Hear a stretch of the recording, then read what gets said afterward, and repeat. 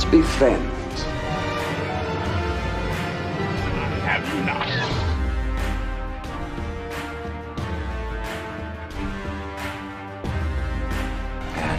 Here we go.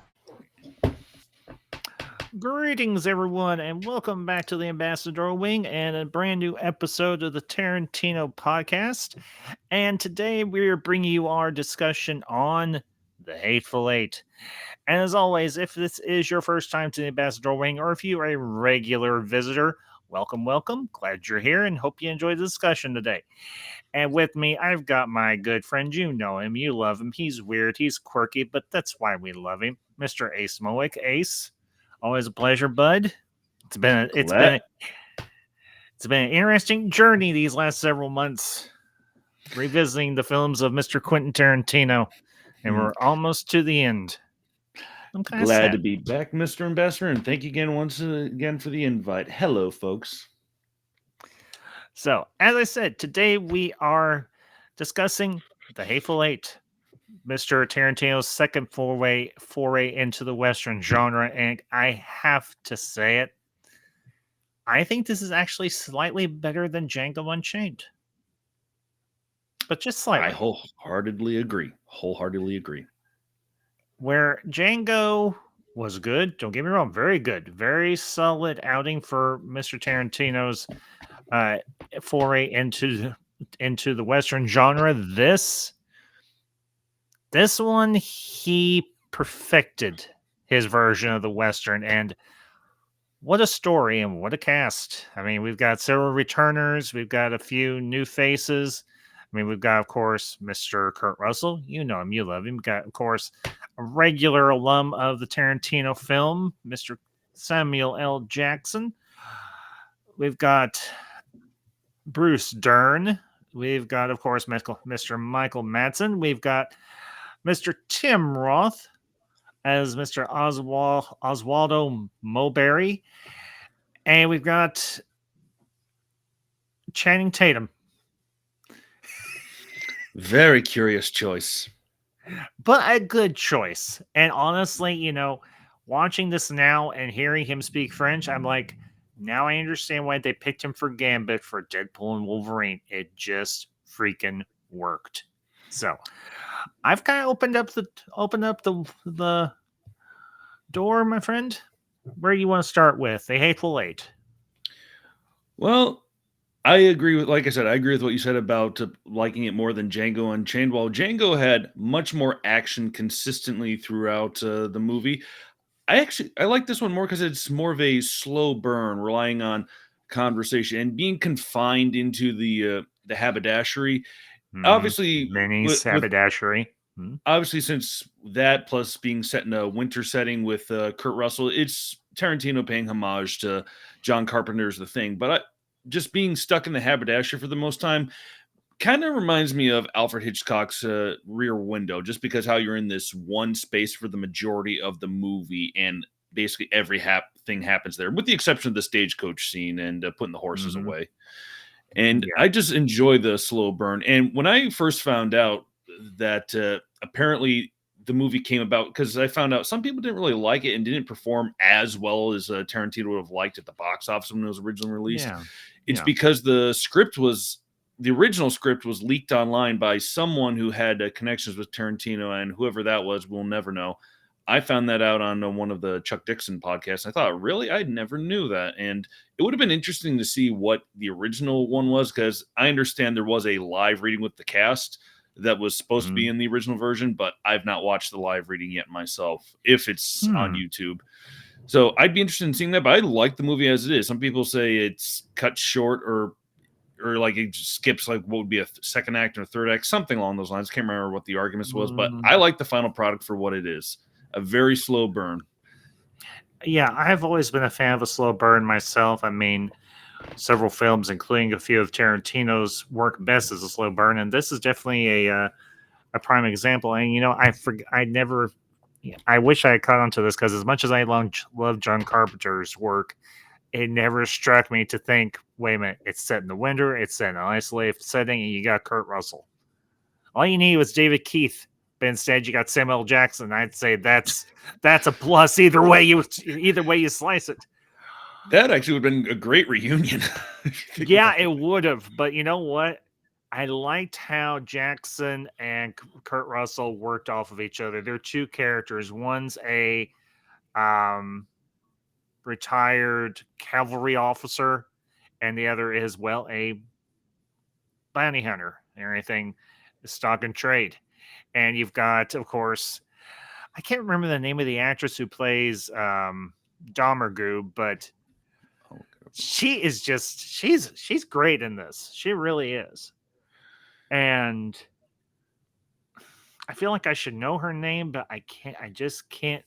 You know what? Hang on just a minute. I'm gonna look this up because this Jennifer is gonna drive Jason me. Lee. Jennifer Jason Lee, of course, and of course a blonde. The first movie I saw her in was obviously Fast Times at Ridgemont High, and she's done other work. The other one I've seen was the original version of The Hitcher, and apparently, like, her career was kind of on a very, like, I wouldn't say a low point, but kind of a just it was even decline. Yeah, decline. Like after her prime, I should say. But Tarantino brought her back because he has a smart choice of not looking at her past couple films and how she performed. He looks at an actress's overall career and decides, okay, I like you. I want to work with you. Well, kind of like the same thing with Travolta for Pulp Fiction. Well put. Robert Forster for Jackie Brown. Even Pam Grier. He's like, I've liked you. I've always liked your work. I want to bring you back. And I want you to work with me. And obviously, she did it. Daisy Domergue, I think was the character's name. I remember it was Domergue, but I think it was Daisy Domergue. Yep. And her interactions with different characters in this movie. And the one actor who played the would-be sheriff of Red Rock, I know his name, but I cannot for the life of me, and it's right on the tip of my tongue because he's currently working in a series playing the Ghoul. And it's just Walton Goggins. That's it. Walton Goggins. I hope great I part in this one. Yeah, you did. Great performance in this for him and everything. I would say a very underrated actor, and honestly, his performance in this and how his character evolves, and eventually at the end, and obviously, folks, full spoiler is going to be with this discussion, so just heads up now. How his character comes to align himself with Samuel L. Jackson's character, Major Marquis. First, he hates his guts because he's a Southerner, and obviously Samuel L. Jackson's character is, well, black. And also fought for the Union during the Civil War, because this is post-Civil War and everything, kind of like with, actually Django Unchained was pre-Civil War, which is kind of interesting. If you remember correctly, because it's like Django was like 2 or 3 years before the Civil War. This doesn't say exactly how long after the Civil War, but obviously a few years after the American Civil War. And very interesting, the interplay amongst the different characters in this. Go ahead, Ace. Mm-hmm.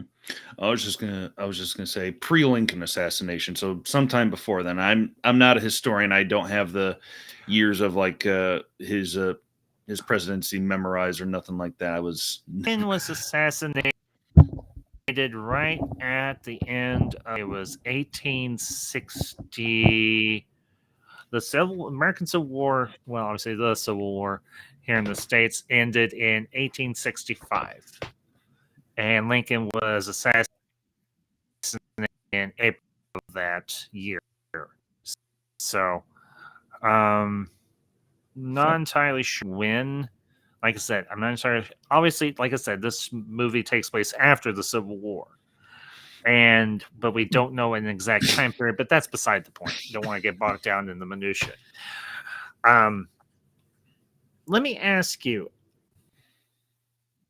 who do you think had the best chemistry of the different? The best chemistry. That's a great question. As much as I like the back and forth between Russell and Jackson, I do gotta go with Gobbin's character with Jackson because the two stagecoach scenes before and after they pick up the sheriff Chris Mannix, I like those scenes a lot. But just kind of how you see that first one with him interacting, and then the scene where they're eating stew at the table, and the very end where they actually combine forces. I just love their interaction. So I gotta say between Jackson and Goggins, yeah. Goggins. I Sorry. would no, it's okay. It's all right. I would have to say one of my favorite interactions is actually, and it's the scene between Marquess and Bruce Stern's character, the old Confederate general. I can't remember his name off the top of my head, but Bruce Stern in this movie, he was honestly, I've been a longtime fan of Bruce Stern's work and everything, and he was perfectly cast as this curmudgeonly old Confederate general and everything who's come out west to bury his late son. And an interesting twist happens in the third act of this movie where we find out exactly how the general's son dies. And we can discuss that now, or we can discuss it a little bit later if you want to. Either way is fine. But a very graphic and a very ballsy, no pun intended, scene for Tarantino to pull off. And that's the truth. And you understand why this movie is called The Hateful Eight, because to one degree or another, every one of these characters has a grudge with one or more individuals at Minnie's haberdashery. And of course, we do meet Minnie. We meet Sweet Dave. Yeah, Sweet Dave. And a flashback and anything that sets up exactly the events before Russell and Russell's character, the Hangman, Major Marquess, and Chris Haberdashery. And yeah, John Ruth, the Hangman, John Ruth, Major Marquess, and Chris Mannix and everything. Jackson, Russell's, and Gobbins' characters. And of course, we get introduced to Daisy Domergue's brother, played by Channing Tatum, Jody Demingray. And the rest of the gang, which actually turns out to be, like I said, full spoilers. It turns out that Michael Madsen, Tim Roth, and Bob, Mexican Bob, or Marco the Mexican is actually as he's better known as, are all members of the Domengre gang. Of course, plus a fictitious 15 extra gang members. But let me ask you, Ace, in terms of the flashback scene that kind of sets up the events before the main characters get to the haberdashery, what did you think of that sequence? Because this is kind of a new thing for Tarantino to pull off, in a manner of speaking. So, go ahead. Well, I thought it does still follow his non-linear storytelling, but it is to give extra context as to what's happening. Who's this guy that we just saw in the cellar shoot to Marquess in the balls? And it just sets up leaving the question of, like, why did they leave the old man alive if he was not with the gang? So it clarifies that, and clarifies, how did all the events lead up into the present, as you said. I liked it a lot, and we have a short cameo of Zoe Bell as one of the hands in Minnie's haberdashery. I can't remember the character's name. Six Hand Jane, I think her name is, and she's actually from New Zealand, from Auckland, New Zealand. Yep, sounds about right.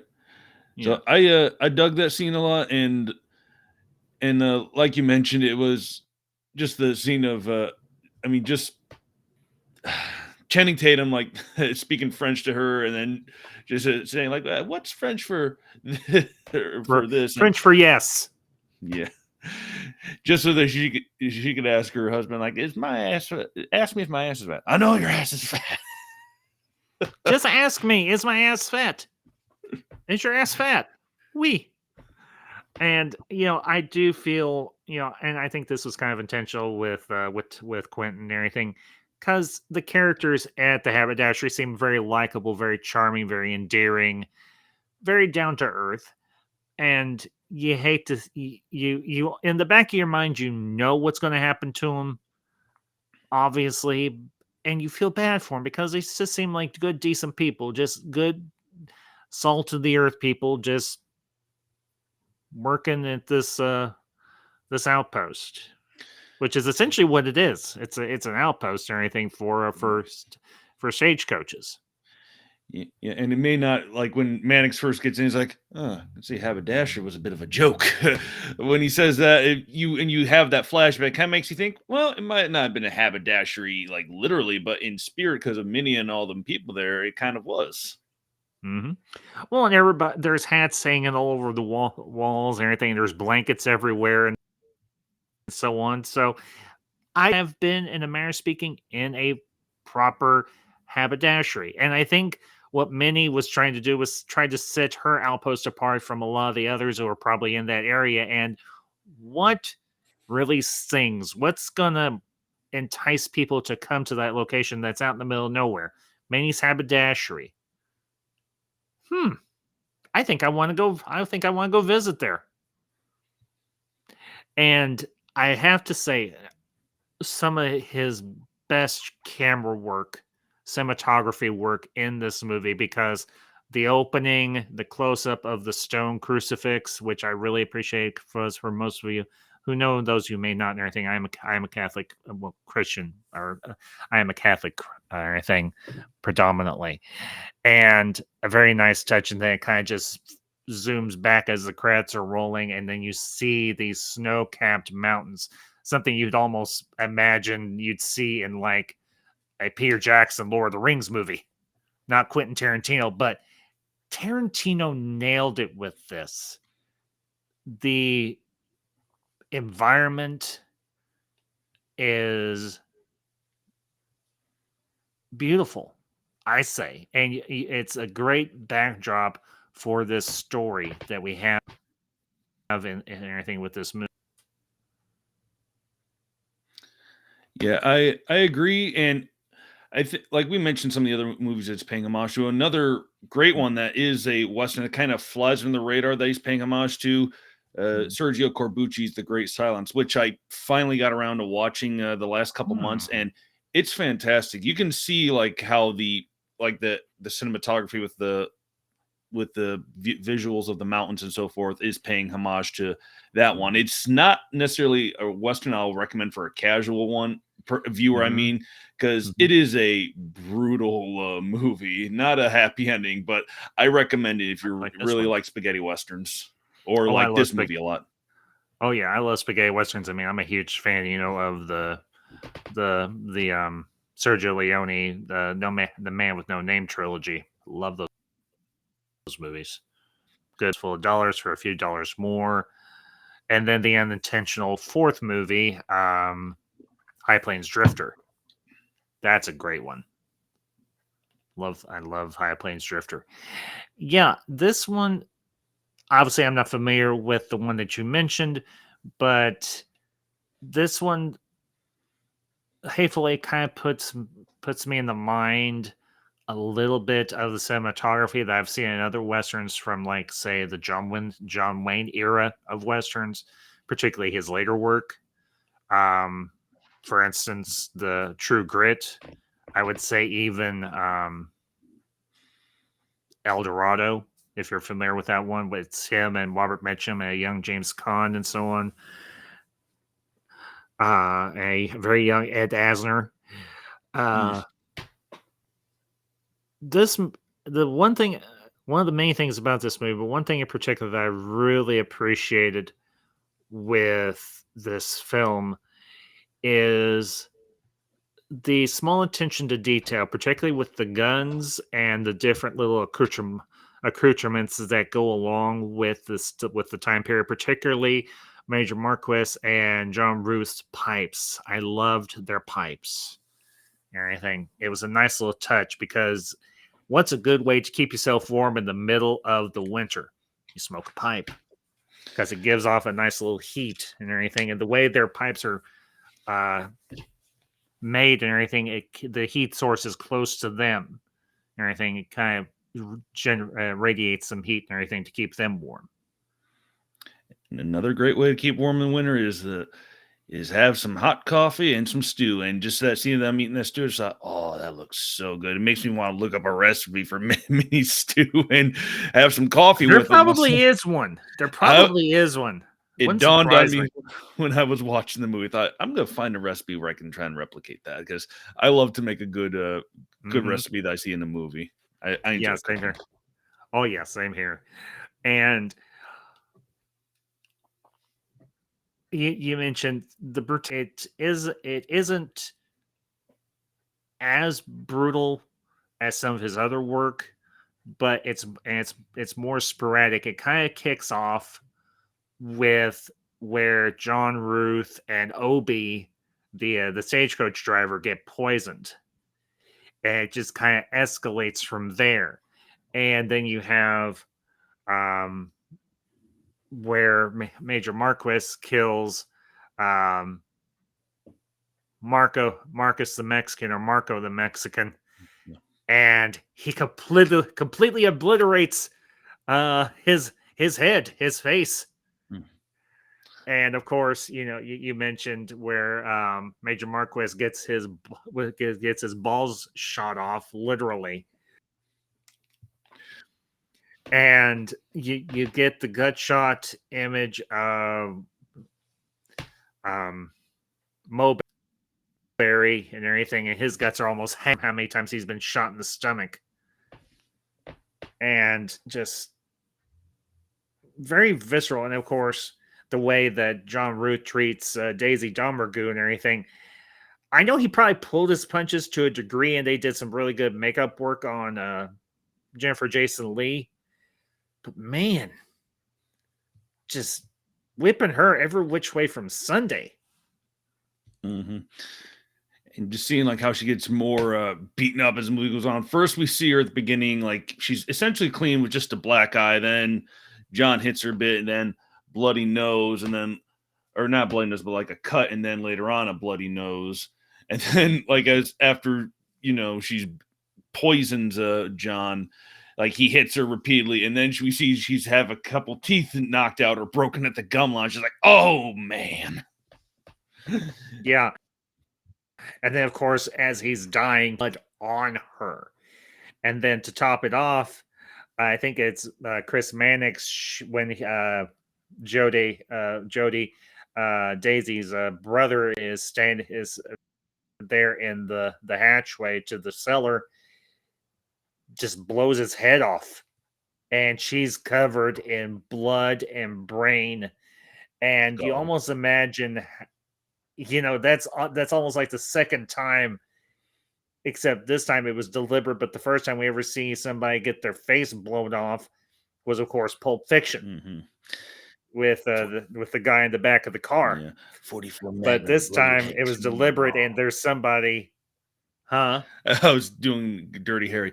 44 Magnum will blow your head clean off. Yeah. So definitely. Let me ask you, in comparison to some of the other Westerns that are similar to this but differ from it, where would you rank this? The Hateful Eight. As in non-Tarantino Westerns? Or just Westerns? Yeah, non-Tarantino. Yeah. I'm trying to think. I mean, I'd rank it pretty high, but just because, like I said, it's a good slow burn. It's a different kind of Western. And I might like things like the remake of 310 to Yuma, or say Outlaw Josie Wales. I mean, that's a great one as well, directed by Mr. Clint Eastwood as well. But I do think this one's kind of better. I mean, not just because I'm some biased Tarantino fans, but I think this is pretty good. I would put this with some of those classic spaghetti Westerns. It's pretty, I would say, if if I were to say compare it to the Leone trilogy, I'd say it's better than Fistful, but below a few dollars more in Good, Bad, and the Ugly. Yeah, of course, because Good, the Bad, and the Ugly is a masterpiece. I think anybody that knows their westerns or appreciates a good western would agree. I know I would. For me, I would definitely put this like in my top 10 of really great westerns. If I was to put it at a particular spot, I'd put it maybe like the fifth or sixth position on my top 10 of really great westerns, because I've seen some great ones in anything throughout my life, and not just John Wayne, but Sergio Leone, Clint Eastwood when he's just working on his own, and just some other odds and ends ones and everything that I've seen throughout the years. The ending, very unconventional, a somewhat mirror ending to Reservoir Dogs, because we have the impression that everybody is dead. Which one do you think did it better, Reservoir Dogs or this? Hateful Eight.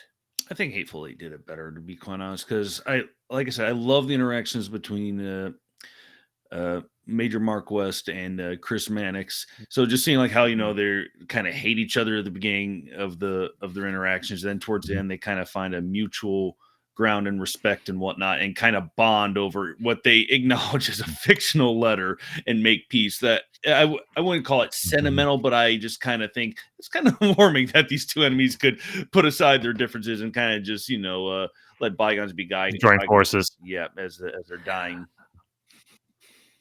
Well, and not to mention, Chris is like, let's just shoot her. And he's like, no, because that's not John Ruth's way. If John Ruth brings you in, you hang. And what do they do with Daisy Domergue? She hangs. Yeah. And it ain't no. And I have to admit, they made it look very, very convincing. Because obviously, I'd have to say this is one of the more realistic looking fictional hangings I've seen on film. The other one is somewhat noteworthy. Will of course be from The Mummy with Brendan Fraser, where he's being hung there in the prison. And we know the backstory behind what happened with that whole setup and everything. And thankfully, we still have Brendan Fraser around. Obviously, we have Jennifer Jason Leigh around, but I'd have to say of the two beings, we actually see this hanging to its fruition. And I think it's Chris Mannix says, well, that was a nice dance, commenting on how her feet are kicking and everything as she's slowly and Chris Mannix is, as my first and last as a sheriff of Red Rock, I pronounce you, Daisy Domergue, this day to hang by the neck until dead. He knows he's not going to make it. Marquez knows he's not going to make it, but by damn, she ain't going to make it either. And what makes it an extra brutal, it's not just like they prop her up on a chair, then tie the rope and kick it out from under her. No, they hoist her up. That's even more. Yeah, painful. That's even more hardcore. I love that. And then they tie her off with the on one of the bedposts and everything on the bed on the headboard. And I'm like, damn, they figured it out. So that a very convincing, very graphic, but also very effective, and I think very well put together hanging. So, and I think a very a proper way to end this film, because obviously Marquez dies shortly thereafter, and of course Mannix does as well, because he got my wife was just real quick. My wife was watching the conclusion of this with me last night, and she's like, well, why are they dying? I was like, well, Samuel Jackson's character got shot in the balls, and there's lots of blood vessels and so on down there.